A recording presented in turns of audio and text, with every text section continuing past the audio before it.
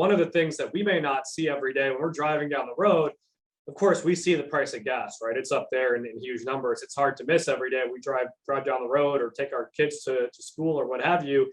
One of the things you have experience with, as you mentioned, is kind of those secondary and tertiary costs on business that are then passed down to consumers. And so, just given your background in construction, but also what you're hearing from employers in your district and your state across the country, what are some of the ways that this administration's policies, both on the energy side and the spending side, have made it harder to do business, and how is that impacting the average family?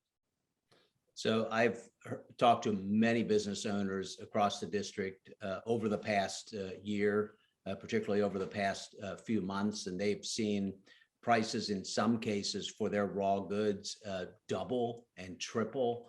We're currently at an 8.2% inflation rate for consumer goods, the most common measure that we look at, the CPI of those goods. But business costs are a lot higher than that. Their inflation, their rising prices are a lot higher. And then wages are really impacting. The policies of this administration essentially incentivize people to stay home in many cases rather than go back to work. Now, those policies, some of them are no longer in place, like, for instance, the federal unemployment. However, people haven't come back. We still do not have the participation rate that we had prior to COVID.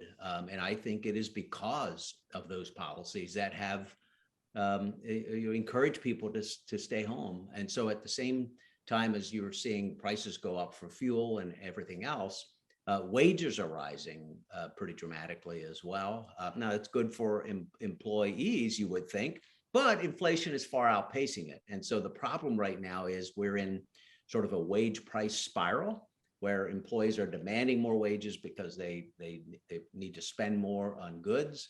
That's a cost that drives costs up for businesses. So the cost of producing goods, because of wages, because of the supplies, are all increasing. And so it's very, very hard to get out of that spiral. And that's the situation we're in right now. Our economists were talking about that a year ago, concerned about being there. You're now seeing another impact is what the Fed is doing to try to tame inflation. And I think they have to do this because we can't let inflation continue to spiral out of control. But they're raising interest rates, and you're seeing another interest rate hike today.